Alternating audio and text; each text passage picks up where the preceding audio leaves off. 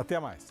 Bom, programa Gente que Faz, ó, você viu? Por favor, deixa eu chamar a sua atenção um pouquinho antes de apresentar os meus convidados. Gente, ó, você está bobeando, cara. O vírus está aí, a pandemia existe. Não pode, vamos usar máscara. Eu estou com a máscara, eu tirei porque eu estou apresentando o programa. Os meus convidados estão todos em estúdios diferenciados, cenários diferenciados, com máscara. Viu? O que está acontecendo? Dá uma liberdade, vocês 44 casos ontem. Será que o próximo é você? Viu, você está acordando agora, eu não quero ser apelativo, nem vim aqui para falar sobre isso, mas eu fico preocupado porque eu sou um cidadão cascavelense, eu faço parte desta cidade. Não é brincadeira. Muita gente fala, não, isso é coisa de político, isso é coisa de rico, de pobre. Não é, é uma pandemia, é um vírus. Estão tentando neutralizá-lo, mas até que isso aconteça, por favor, fique em casa, nada de festinha, nada de aglomerações. Vocês viram os vídeos por aí, o cara espirra aqui, lá do outro lado está pegando em você, as mãos. Eu fico muito preocupado. Mas temos um programa pela frente, nós vamos falar sobre um assunto também muito interessante. Cuide-se, viu? Eu quero encontrar você no próximo sábado. E se você estiver entre esses 44 que pode vir aí no dia, não vou te ver mais. O valor da vida você realmente só vai saber a hora que você está deixando-a. Aí você vai lembrar e vai falar, poxa, meu Deus, aí você lembra de Deus, você lembra de todo mundo, lembra do Zico, lembra... Até lá você não vai fazer a coisa que tem que ser. Por favor, cuide-se, a pandemia está aí, não é isso? Bom dia, meu amigo, meu irmão, Padre Zico, tudo bem, querido? Bom dia, Wilson, bom dia a todos que acompanham o programa Gente que Faz. Obrigado pela sua participação. Eu agradeço o convite, né? Me sinto muito confortável na tua presença e nesse programa Gente que Faz, que de fato faz diferença na vida de muita gente. Pois é, estamos aí dando as informações hoje sobre hospice. Vamos ver os nossos outros convidados que estão aqui, padre, que vai participar com você também. Está ali a nossa querida advogada Dani Scarpi, a Dani que conhece bem a família. Bom dia, Dani, tudo bem? Obrigado pela sua participação. Bom dia, Wilson, obrigada pelo convite. Bom dia, telespectadores da Tarobá, do programa Gente que Faz. Vamos falar um pouquinho sobre um assunto delicado, que é a morte e alguns aspectos jurídicos, né, do final da vida. Pois é, muito obrigado. Caroline Boazzi, oi, como é que tá essa futura mamãe? Sempre te acordando no sábado, nem sabe que você tem sossego, né? Bom dia, como vai? Tudo bem? Acordo quando precisar.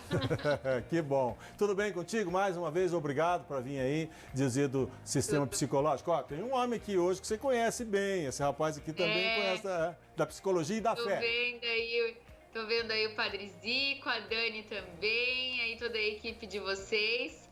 Super bom estar com vocês de novo. Tá, já voltamos a falar. Também está aqui conosco minha querida amiga doutora Meide. Há muitos anos eu a conheço quando chegou aqui em Cascavel, uma grande profissional, estudiosa. A doutora Meide, além de ser oncologista, é hematologista e é uma pessoa que no dia a dia trabalha com esse sistema de estado terminal. Bom dia, doutora Meide. Obrigado pela sua participação. Que bom que você veio aqui conosco.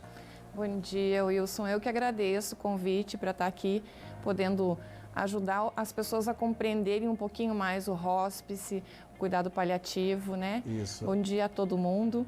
Que eu bom. agradeço muito o convite. Eu que agradeço. Bom, eu vou começar com você, doutora Meide, porque a doutora Meide, além de ser uma especialista, ela vai explicar para nós. Antes de eu fazer a pergunta, tem um videozinho de uma grande profissional, viu, Caroline, viu, doutora e Padre Zico, doutora Dani. Nós vamos ver esse vídeo e depois vamos discutir um pouquinho o tema. Eu vou começar contigo, doutora Meide, você explicando que nós não temos o hóspice aqui em Cascavel, mas nós temos um sistema. Por que eu trouxe você realmente para falar conosco e dar essa orientação de como nós trabalhamos lá o OPECAM com o estado terminal, você que faz isso todo dia. Põe o vídeo para nós aí, por favor, vamos lá. E aí eu fui trabalhar num hóspice. O que é hóspice? Eu fico feliz de que agora centenas de pessoas vão saber o que é hóspice. Hóspice é uma filosofia e ao mesmo tempo um espaço onde as pessoas são levadas para receberem os cuidados mais incríveis do mundo no final da vida delas. Quando a doença, além de ser incurável e ameaçar a continuidade da vida, está em progressão e não tem nada que a medicina possa fazer que impeça o curso natural da doença. A gente não estava mais a serviço da doença delas. Não era mais profissional de doença, a doença pouco importava. Todos sabiam que aquela pessoa que estava chegando tinha pouco tempo de vida. E justamente por isso, ela deveria ser tratada como um grande rei ou uma grande rainha. E sua família como grandes nobres, porque eles tinham pouco tempo de majestade na vida deles. E a gente honrava esse tempo. E aí, quando a gente honrava, eles começavam a honrar também. Falaram assim, puxa vida, que legal. E eles se tornavam pessoas vivas. Porque até aquele momento, todo mundo as observava como se elas estivessem mortas. Vocês devem ter visto isso. A grande maioria aqui deve ter visto alguém gravemente doente na família, ou amigo, ou parente de amigo, que vão visitar no hospital e todo mundo olha para essa pessoa com pena.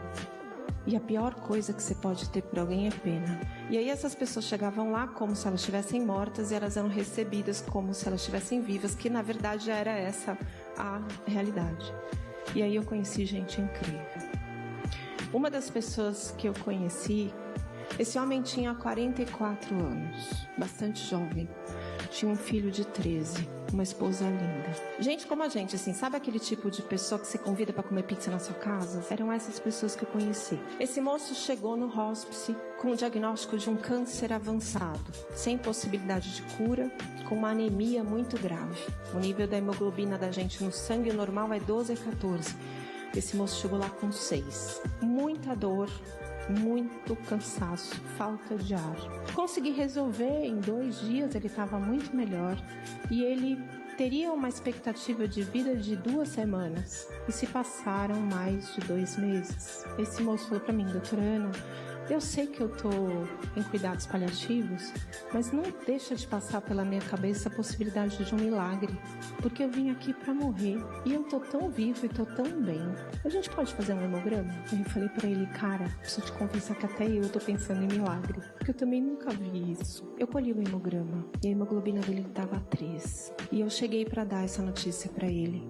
Sem acreditar. O exame foi repetido e confirmado. Nem o laboratório acreditou que podia ter colhido um sangue de alguém vivo que desse 3. E aí eu sentei na frente dele, falei, e ele sorriu pra mim, falou, tá tudo bem, a gente já sabia. Aí nessa hora eu tirei o jaleco, botei na cadeira assim, falei, cara, me fala, como é que faz pra chegar onde você tá, na altura que você tá? Me ensina. Como é que você pode ter todo esse amor e essa paz nesses olhos e agora você me olha até com compaixão, porque eu sou uma aprendiz.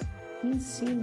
Aí ele sorriu, pegou na minha mão e falou assim, doutora Ana, tudo que eu vivi foi com base na minha história, na minha fé. E a coisa mais importante que eu aprendi foi meu pai que ensinou. Ele disse que o livro da vida tem 2 páginas. A primeira página a gente tem que ler quando tá dando tudo errado. Todo mundo tem um tempo que você fala, meu Deus, o que falta acontecer, né? Você é demitido, leva um chifre, seu filho vai mal na escola, teus pais adoecem, te roubam o celular, você bate o carro na traseira do cara, porque antes de roubarem o celular, você estava olhando para ele, não viu o cara parar, bateu o carro. Aí você fala, o que mais falta acontecer? Quando tiver acontecendo isso na tua vida, você abre esse livro que tem 2 páginas e lá tá escrito, tudo isso vai passar. E aí a segunda página do livro você abre e lê quando estiver dando tudo certo na sua vida. Você construiu uma empresa de maior sucesso, está batendo recordes de ganhos, todos os funcionários felizes e realizados, você tem filhos maravilhosos, doces queridos que não fazem manha nem esperneia, seus pais estão ótimos viajando para a Europa, seus irmãos felizes, o Natal não é uma sequência de indiretas.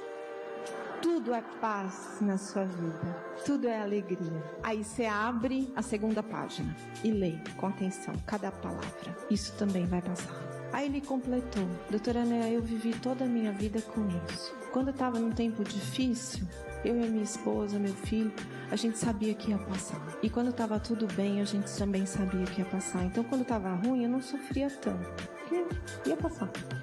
Quando estava bom, eu aproveitava muito, porque eu sabia que ia passar. Esse moço faleceu 5 dias depois dessa conversa. Ele se despediu dessa existência aqui pela porta da frente, de mãos dadas com a esposa e com um filho de 13 anos, beijando ele, dizendo, pai, pode ir. Você me ensinou tudo o que você precisava me ensinar. Eu sei quem eu tenho que ser. A despedida dele não tornou ele morto. Ele vive. E é disso que a gente fala quando se refere à imortalidade. A imortalidade não é em relação ao nosso corpo. Quando a gente morre, a gente fica invisível. Mas a nossa história, ela é perene. Enquanto alguém contar a nossa história, enquanto alguém se transformar pelo caminho que a gente escolheu viver, a gente está vivo. Então esse moço vive, está aqui dando aula comigo. Não é uma alucinação, tá? Eu não estou vendo ele aqui, não. Se alguém está vendo, está alucinando. A morte, na verdade, não é uma inimiga. A morte é parte da nossa humanidade. A morte nos traz noção de tempo. Não tem acúmulo. Você não vai deixar para viver a sua vida quando você tiver tempo. Porque o tempo que você tem é esse aqui agora. Você está vivo o tempo inteiro. Mesmo quando você está infeliz, você está vivo. Mesmo quando você está frustrado, você está vivo. O nosso livre-arbítrio é totalmente direcionado ao como nós vamos viver nosso tempo. Você não precisa adoecer para você dar valor na sua vida. Pois é, tá aí, né? Você viu? Não precisa adoecer para dar valor na sua vida. Que coisa. Doutora Meide, cadê você? Você que vivencia isso no dia a dia, fazendo lá na UPECAM, conversando. Você me falou uma coisa ontem muito interessante, até se emocionou quando nós conversamos. Aqui nós não temos o hospice, mas muita gente que não conhece o trabalho do médico diz, não, está em estado terminal, deixa para lá. Não é bem assim, né, doutora Meide? Defina para nós hospice e dê a sua opinião em relação a este assunto. Bem, o hospice, ele é uma das modalidades de cuidado paliativo, né?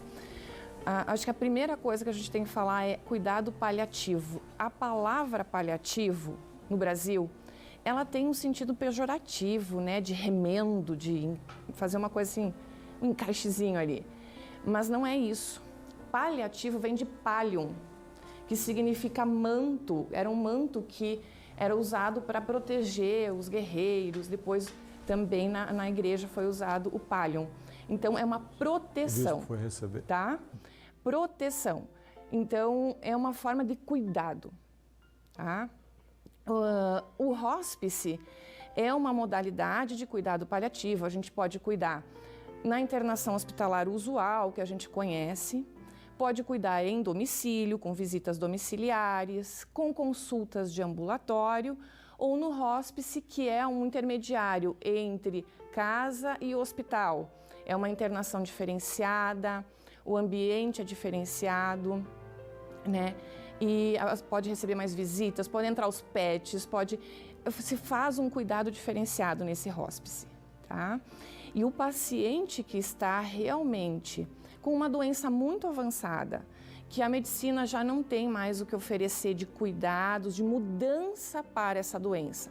É uma insuficiência cardíaca, um coração inchado, que os remédios já não vão mais evitar a progressão. É um Alzheimer que já chegou num estágio em que os remédios não vão mais evitar a progressão. É um câncer onde a quimio não vai mais evitar a progressão. Nesse momento, a gente tem que cuidar, como a doutora Ana falou nesse vídeo, não da doença, da pessoa. O que o seu João precisa, o que a dona Maria precisa, o que é importante para eles. Tem coisas que não foram bem resolvidas da parte espiritual, social, porque a dor é uma dor total, não é só física, é emocional, é social, é espiritual e isso tem que ser cuidado. Esse paciente, ele não vai ficar num cantinho, deixa ali porque ele é paliativo e ninguém mais vai olhar. Não é isso e as pessoas têm muito essa ideia, Wilson. Pelo contrário, o paciente que está indo muito bem numa quimio, num estágio mais inicial de um câncer, por exemplo, que nós tratamos todo dia lá na UPECAM, às vezes eu vou ver ele uma vez por mês, a cada 3 semanas. O paciente em cuidado paliativo precisa ser visto com muito mais frequência, muito mais cuidado, né? Então, assim, é um cuidado diferente e é um cuidado muito intensivo, sim, tá? Então, diferente do que as pessoas pensam que é deixar de lado, é olhar a pessoa. A doença está avançada, mas a pessoa merece esse olhar. E a doutora Ana deixou muito claro isso nesse vídeo, né? É muito bonito esse vídeo dela. Certeza. Está aí a opinião, o esclarecimento da doutora Meide. E agora eu quero avisar, nós estamos aqui com o Padre Zico, Carolina Boazzi e a Dani. para que possam fazer pergunta entre vocês. Eu vou dar sequência agora, aleatoriamente, quero falar com a Carolina está no Skype, né? Pode dar um delay aí, mas tudo é normal. Carolina, você viu que tanto a doutora Ana como a doutora Meide falou na parte psicológica, na parte espiritual. E a família, nós acompanhamos lá na UPECAM, principalmente no caso de câncer, a família entra em pânico. Como é que a psicologia explica esse momento, vamos chamar assim, de estado terminal na vida da pessoa? Tudo bem? Vamos lá? Tudo bem, sim. É muito importante a gente pensar nesse momento que a gente está discutindo a questão do hospice, toda essa equipe multidisciplinar que a gente tem ao redor do paciente e da família do paciente trabalhando com ele. Porque o momento da doença, o momento da crise, é um momento de muita desorganização familiar. É um momento de crise familiar. Então, essa família muitas vezes não sabe como se desenrolar com esse momento, com esse paciente, e acaba prejudicando, diante de tanta ansiedade, aquele momento de dor, né? Então, o hospice, a filosofia hospice nesse momento, vem a ajudar a família e o paciente a ter uma melhor qualidade de vida, diminuindo o sofrimento e a dor, com cuidados mais intensivos, como disse a doutora Meide. Então, às vezes o psicólogo vai lá, conversa todos os dias com aquele paciente, tenta verificar quais as necessidades que ele tem, tenta facilitar a comunicação desse paciente com a família dele. Esse momento de perdas sucessivas que a família vai acompanhando gera também muita dor. Então, como é um momento de despedida da vida, e são intensificados os cuidados para que esse paciente passe por isso melhor, né? Muitas vezes a família vai vendo esse paciente se despedir da vida e se torna muito ansiosa com essa situação, o que acaba prejudicando todo esse processo. Então, os profissionais que estão por detrás da filosofia hospice estão para poder dar o apoio para essa família e para o paciente, para que eles possam se comunicar bem também e facilitar esse momento de despedida entre eles e fazer desse momento um momento de não tanta dor, e sim um momento mais em paz, com preparo psicológico, preparo emocional para que ele aconteça. Muito bem. Bom, tá aí a explicação da nossa psicóloga Carolina, que você conhece muito bem também, Padre Zico. Já que nós falamos da parte médica, da parte psicóloga, agora eu quero ver você dizendo um pouquinho que nós temos algumas pesquisas, a doutora Meide sabe disso, está lá vivenciando todo dia, que a pessoa que tem muita fé, né, doutora, ele se sente assim, olha, eu estou curado, eu rezei e tal. Como é que você explica essa paralela, a psicologia, a fé, a medicina, a jurídica, diante de toda essa situação? Padre, obrigado por ter vindo mais uma vez. Bom dia. Wilson, doutoras. Primeiro que fé não é exatamente uma coisa que se explica. Antes de tudo, é algo que se vive, que se experiencia e que se partilha. E quanto à fé ajudar no processo de cura, já não é mais uma questão simplesmente religiosa. Ela já é objeto de pesquisa da própria ciência. Nós temos várias universidades pesquisando e procurando encontrar respostas de como, de fato, aplicar a questão da espiritualidade, a questão da fé, no tratamento como auxílio, como um outro mecanismo, digamos, de apoio ao doente. Nós temos, numa linguagem religiosa, uma palavra chamada milagre, né, que seria muito pouco se a gente a aplicasse simplesmente em caso em que a ciência não pôde explicar, então a gente diz que é milagre. O milagre, ele ultrapassa isso. O milagre é uma experiência de proximidade com um outro, é uma experiência de proximidade com Deus e é uma experiência de proximidade também consigo mesmo, que talvez gera um processo, desencadeia um estado de alma que ajuda que o próprio físico se torne capaz, né, de responder positivamente diante de um mal que está ali sendo experimentado. Né? E a fé, ela se manifesta de diferentes formas. Né? por meio de uma oração, por meio de um gesto, mas acima de tudo uma atitude que está muito presente é a da confiança, né? E aí a oração, sem sombra de dúvidas. Eu até trouxe aqui alguma literatura que achei interessante trazer, né? Medicina e espiritualidade são médicos que redigem, né? O poder da oração que cura, Dr. Larry Dossey. Também Medicina Espiritual, o poder essencial da cura, Dr. Herbert Benson e também Marg Stark. E é interessante que eles colocam o quê? E isso, doutora, para mim, quando eu li, né, doutoras, né, mas de modo particular dirigindo a doutora Neide, me chamou muita atenção, que inclusive a fé no médico e a fé do médico, né, segundo esses livros, essa literatura, influencia determinantemente na cura da pessoa. E não como um efeito placebo, ou seja, assim, a pessoa acha que vai ficar curada. Não, né, os argumentos vão mostrando como, de fato, quem recebe oração, ainda que ele não saiba que está recebendo, é significativo. Temos dados que mostram que isso vai influenciar no restabelecimento da saúde daquela pessoa. A gente não sabe bem porque em alguns casos funciona, outros não funciona. Aí alguns vão falar assim, mas será que eu não tive fé? Será que tive? É uma situação muito delicada, né? Muito delicada. Assim como o próprio mundo da medicina não entende tudo que acontece com o corpo, também nós, da parte mais religiosa, não entendemos tudo o que essa dimensão espiritual, psíquica, como que de fato isso tudo acontece. O fato é que existem situações que estão aí. Muito bem. Viu que beleza? Como vocês disse, doutoras, né? Só gente jovem lá, né, padre? Eu fico feliz que o programa só tem realmente pessoas de qualidade e cada um dando a sua explicação. Vamos agora ouvir a nossa advogada, a Dani Scarpe, também gente jovem, conhece, trabalha com a área de medicina. Existe algumas leis que protegem. Você viu aí como é que essas pessoas estão bem informadas sobre hospice. Qual que é o seu parecer em relação às leis, os direitos de pessoas em estado terminal? Obrigado por ter vindo. Tudo bem, Dani?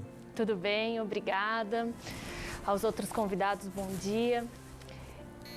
No nosso ordenamento jurídico aqui no Brasil, nós temos um problema, que nós não temos uma legislação que fale sobre o final da vida em si, que fale sobre a morte. A gente tem na Constituição Federal falando sobre dignidade da vida humana, sobre o direito à vida, o direito à saúde, que isso tudo é englobado no direito da personalidade da pessoa. E quando a gente fala direito à vida, a gente não fala somente no direito à vida biológica, né, em si, mas a gente fala no direito à vida digna, né? E a vida digna passa também por você ter a possibilidade de ter uma morte digna. Mas culturalmente, né, nós temos a dificuldade de aceitar a única certeza da vida, que é o evento morte, e isso acaba trazendo a interferência do Estado nesse quesito particular, né, da pessoa, do indivíduo, quando a justiça é acionada.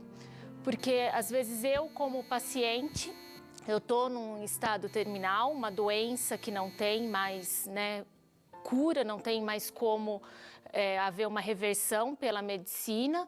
Talvez o milagre não aconteça, né, eu vou vir a óbito, mas os meus familiares, às vezes, têm alguma questão, algum conflito com isso. Às vezes, as famílias têm dificuldade de compreender a questão médica, né, a limitação da ciência médica, e dificulta a pessoa, o paciente, a entrar nesses cuidados paliativos e ter uma morte digna, uma morte tranquila, com os cuidados necessários. Fica naquele embate pelo impossível, né?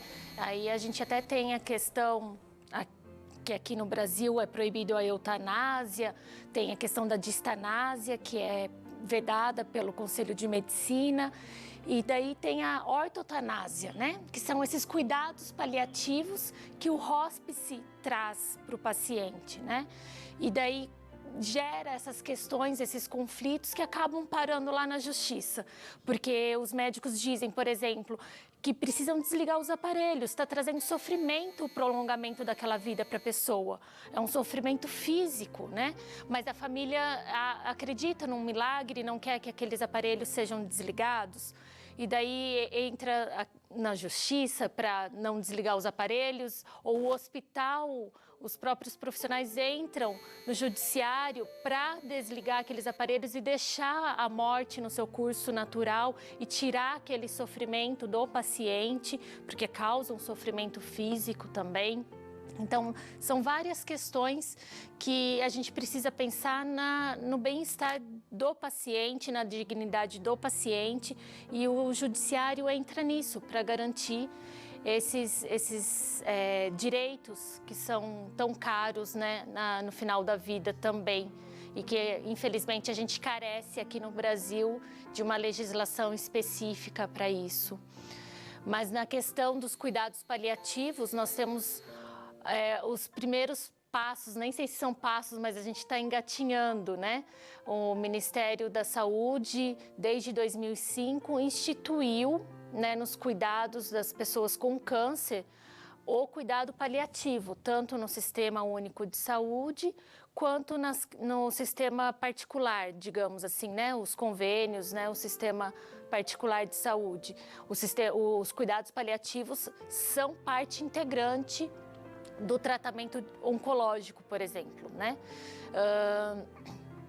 Temos também a questão das resoluções que normatizam a ortotanásia, que é o curso natural da morte em casos de doenças terminais também, que garantem essa morte para as pessoas. São vários aspectos jurídicos que está começando a engatinhar, mas a gente sempre trava na questão cultural nossa, né? Que a gente tem dificuldade em aceitar o evento morte, né? E a gente fica lutando contra a vida, né, Wilson? Exato. Contra a morte, né? Exatamente. Tá aí mais uma explicação da nossa querida Dani Scarpa. Viu, o assunto hoje é hóspice. Tá aí, faz contato conosco, dá uma ligadinha. Nós estamos vendo do ponto de vista médico, do ponto de vista jurídico, psicológico e da fé. Participe, fale conosco. Muita gente vai dizer, pô, nós estamos em pandemia, você está falando. Eu estou falando de um lado que é a realidade e muita gente passa batido e às vezes comenta numa roda de amigos o que não conhece, tá? Então tá aí as informações sobre hóspice. Eu tenho que ir ao intervalo, né? Daqui a pouquinho nós voltamos com todas essas feras aí, ó. Só gente bacana. Todo mundo querendo falar, vamos ter que fazer uns 2 programas aí, porque eu já vi que tá ali. A Carolina tá se coçando para querer falar, a doutora Meide também, o Padre Zico só fica concordando aqui com vocês. Já já nós voltamos, fica ligadinho aí. Vamos ao break.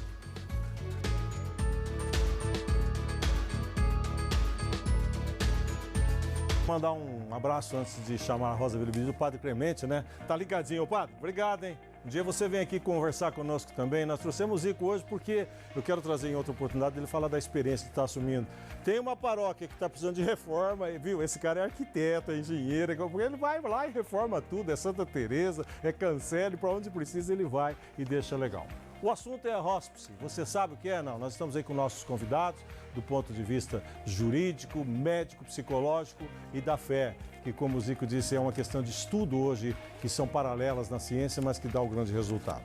Bom, com toda essa pandemia, tem gente que não tem tempo para se arrumar e ficar bacana. A Rosa Vilibides tem uns conselhos para você, as orientações, e nós queremos mostrar um pouquinho mais de como você pode realçar a beleza que você tem externa. Vamos lá, mostra aí, Rosa Vilibides.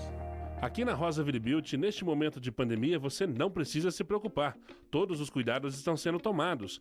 Estamos sem sala de espera, aumentamos a distância entre as estações de trabalho, todo mundo de máscara, álcool em gel em tudo e desinfecção das estações de trabalho, desinfecção e limpeza de todo o ambiente, ar limpo e fresco a todo o momento.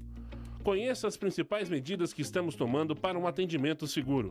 E se mesmo assim ainda possuir alguma dúvida quanto às nossas medidas de prevenção, entre em contato 3306-5548 que teremos o maior prazer em lhe atender. Rosa Vilibides, atendendo bem para lhe atender sempre. Muito bem, eu estava aqui trocando as ideias com o Padrezinho, que ele estava me dizendo já, viu, doutora Meide, nossos convidados, doutoras em geral, já a medicina já tem a optativa, medicina e espiritualidade. Doutora Meide daqui a pouco vai fazer, ela não para de estudar, rapaz, ela vem do Rio Grande aqui, estuda de manhã, de tarde, de noite. Doutora Meide, e daí, vamos continuar aqui sobre o hospice, tudo que foi comentado, fala um pouquinho para nós o que você tem a acrescentar em relação ao hospice. Eu acho assim que até a gente estava comentando a própria faculdade de medicina modificou isso, porque há um tempo atrás a gente era muito focado em aprender a tratar a doença e não o ser humano em si.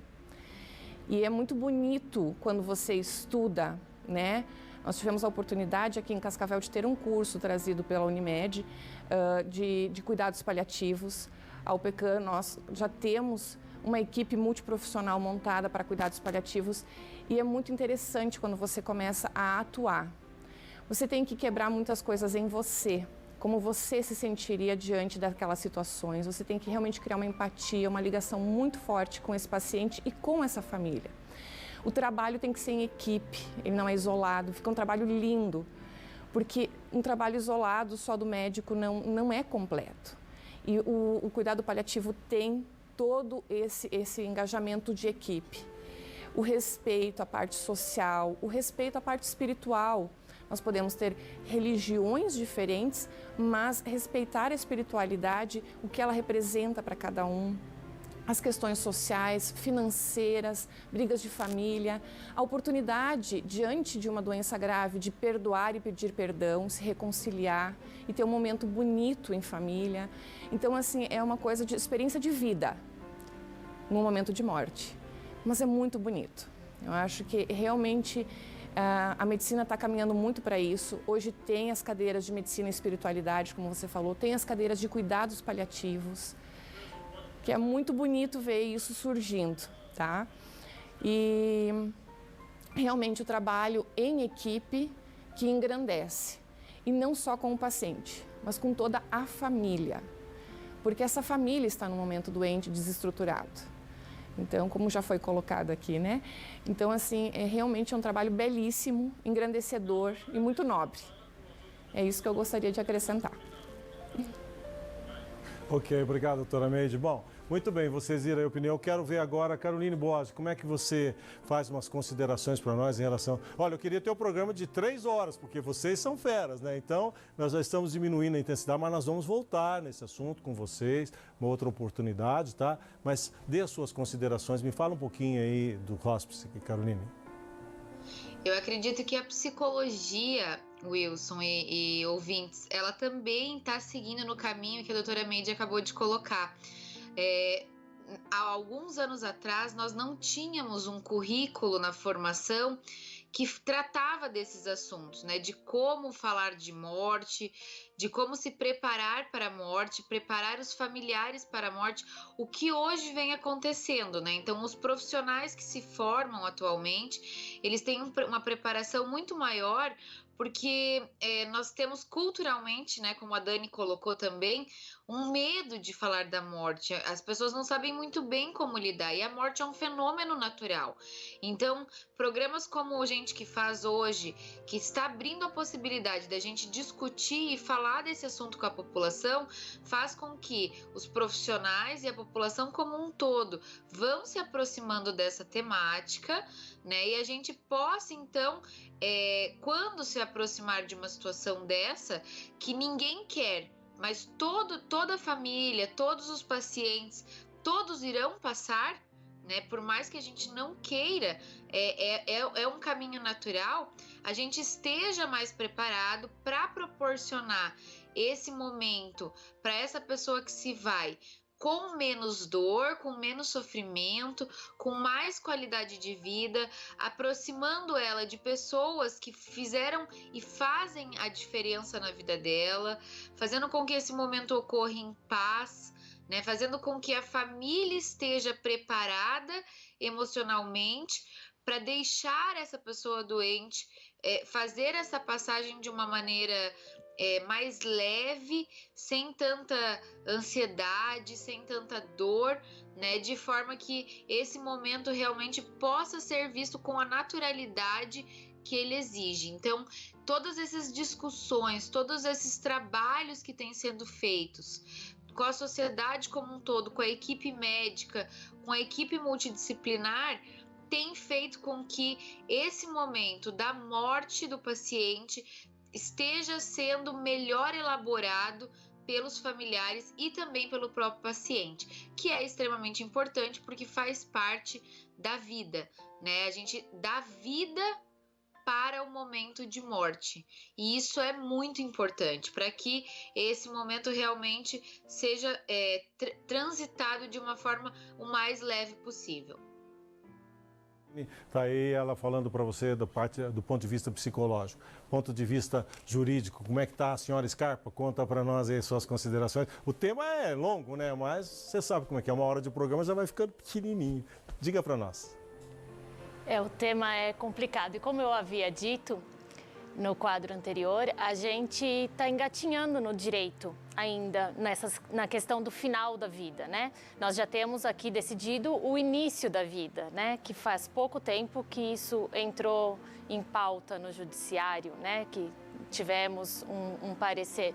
Mas o momento da morte, o final da vida, ainda é um tabu no direito, né? E isso gera consequências, porque como a doutora Neide mesmo falou, eu preciso me colocar no lugar do outro para entender o que ele tá vivenciando, né? E isso afeta na esfera jurídica.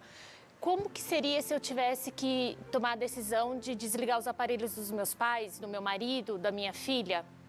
E se eu tivesse nessa situação de final de vida, como que eu gostaria de passar os meus últimos dias, minhas últimas semanas de vida? Eu gostaria de estar ligada em aparelhos, cheia de tubo pelo corpo, num sofrimento, ou eu gostaria de ter uma morte um pouco mais leve, com os cuidados paliativos, que é para tirar a dor, tratando do meu lado espiritual, na convivência com os meus familiares, né? Isso daí é um assunto para talvez uma outra oportunidade, mas temos o testamento vital, que no Brasil não tem uma legislação específica para isso, como em outros países. Mas de eu poder escolher, enquanto eu estou bem, né? Enquanto eu estou saudável, em sã consciência, como que eu quero passar os meus últimos momentos num caso terminal, de uma doença terminal, ou que eu sofra um acidente, por exemplo, que eu vá ter uma morte cerebral, eu vou querer ficar ligada em aparelhos? Eu vou querer ter a minha vida puramente biológica? Ou eu vou querer uma morte digna, né? Essas questões que o direito está engatinhando para a gente conseguir fechar e solucionar sem criar tantos conflitos que a gente vê no judiciário que causam mais dor, tanto às vezes para o paciente, quanto para a família, quanto traz problemas para a instituição hospitalar, para os cuidadores, para os profissionais envolvidos nos casos dos pacientes terminais. E o agravante aí é quando é criança, né? Porque infelizmente as crianças também sofrem né? da morte prematura, né? Exato. Que bom, doutora. Obrigado. A gente vai voltar a falar, tá? Você já colocou aí numa outra oportunidade, todos nós falando sobre como você quer os últimos dias, do ponto de vista jurídico, psicológico, médico e, né? Padre Zico, conta para nós. Você vendo as considerações dessas meninas aí, nós aqui também dando a orientação, que essa é a função do programa Gente que Faz. Você, a gente que faz, cada um de nós temos uma qualidade. Como é que você vê e qual é a orientação que você dá aí em relação à hóspice? Eu creio que é uma resposta a uma necessidade. Graças a Deus estamos caminhando nessa direção. Gostaria de falar muito mais, mas o tempo não permite. Só recomendo este livrinho. É claro que temos orientações não cristãs, mas o sentido cristão do sofrimento humano.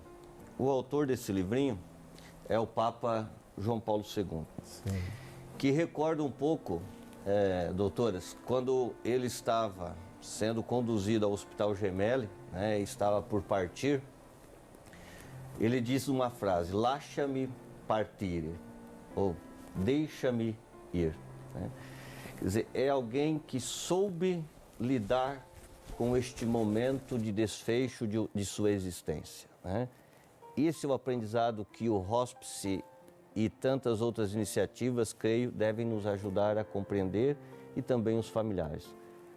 Dentro da beleza da vida, existe também a beleza em saber partir, né? Em dar um desfecho que seja abençoado, né? Muito bem. É isso aí, né? Saber partir. Você viu que beleza? Como é que é conversar com quem entende do assunto, né? Então, é um assunto realmente gostoso. Eu estou me sentindo muito tranquilo com todos esses convidados. Eu vou a um rápido intervalo comercial, já voltamos a falar um pouquinho mais de Hospice aqui no Gente que... Muito bem, programa Gente que Faz aqui na sua TV Tarobá. O assunto Hospice, realmente, eu sabia que ele era bastante extenso. E os nossos convidados são os melhores, cada um tem a sua opinião, seu parecer. E como diz a Caroline, é um momento que nós estamos levando para a população um assunto que você desconhece. Nós vamos voltar a esse programa, nós vamos voltar a esse assunto, nós vamos voltar sobre as qualidades, sobre o que a lei permite nesse país, vamos desligar a máquina ou não, sobre o que a psicologia vai falar com a família, sobre o que a medicina diz, é possível ter qualidade na hora da morte. Como diz o Padre Zico, tem que saber dizer adeus a esse corpinho e ir para uma melhor. Então, tem algumas matérias, eu chamei a Lília, que ia dar uma dica de café, ela está lá em casa, eu sei que eu vou apanhar, tá? Que não vou ter que derrubar a matéria, que o tempo acabou. Tem a matéria do Wagner, que está fazendo uma live em prol da OPECAM também, nós não vamos poder estar mostrando, enfim, mas vocês foram muito bem, nós vamos marcar um novo programa e você vem. Então, doutora Meite, só as considerações, muito obrigado, o tempo acabou, que bom, e eu sei que você gosta desse assunto, você vai voltar numa outra oportunidade, nós vamos marcar novamente, tá? Obrigado por ter vindo. Eu que agradeço o convite, fico muito feliz de poder falar sobre isso. Eu acho que a morte é um grande tabu. Vamos ver se a gente consegue também quebrar um pouco esse tabu. É uma coisa natural, difícil, mas natural. Obrigada. Obrigado, eu. Muito bem. Carol, a Carol não está aqui conosco, ela está em casa, está ligeiramente grávida, né? Já está chegando por aí, então ela está quietinha lá na live conosco. Obrigado, Carol. Você sempre disposta, sempre participando, vai voltar. Vou sim, quando vocês precisarem, tô aí. Logo, logo aí chega a minha segunda filhotinha, né? Mas estamos aí disponíveis para vocês e para esclarecer a população desses assuntos tão importantes que vocês abordam. Parabéns. Obrigado, El. Valeu. Também está aí a nossa querida amiga advogada que está mexendo na área de saúde. Obrigado, Dani. Acordou cedo, chegou aqui correndo e está aí. Obrigado por ter vindo. Vai voltar numa outra oportunidade. Valeu, Dani Scar. Obrigada pela oportunidade. E a gente só consegue quebrar as barreiras quando a gente vai ultrapassando. Então é preciso a gente falar sobre a morte e sobre essa coisa que é bonita, a morte. Não precisa ser nada tão sofrido como que é. Obrigada pela oportunidade e eu estou à disposição. Vai voltar também, tá? Padre Zico, suas considerações finais, muito obrigado por ter vindo. Um abraço ao Dom Mauro, a toda aquela equipe maravilhosa que nós temos de pessoas que nos levam neste momento a melhorar a nossa fé. Que todos têm, uns falam que não, mas tem, e daí vocês dão uma melhorada e nos ajudam. Que bom você ter vindo. Obrigado, Wilson, pelo convite também. Deixo que minha bênção, minhas orações a todos que estão passando por um momento desse na sua vida familiar ou pessoalmente. Que Deus te fortaleça e te dê, né, realmente a graça que você precisa, seja para a recuperação da saúde ou também para o desfecho dessa tua existência e aos olhos da fé que continua depois junto de Deus. Deus os abençoe. Obrigado. Muito bem, muito bem. Esse é o programa Gente que Faz, o assunto Hospice. Eu agradeço a todos os nossos convidados que estão aí, cada um no ambiente, tá? Eles estão sem máscara porque estão em ambientes diferenciados e o Padre Zico está aqui conosco, por isso que ele está com a máscara, né? Eu quero chamar a sua atenção que nós vamos fazer um sorteio agora e esse sorteio muita gente às vezes fica questionando, né? Daqui a pouquinho você vai acessar, né, o Tarobá News, tem lá uma janela, você está aí, ó. Você vai acessar para fazer o sorteio, tá? E também nós teremos o sorteio para Wagner Barreto, a live que vai acontecer dia 17 de junho, né? É isso?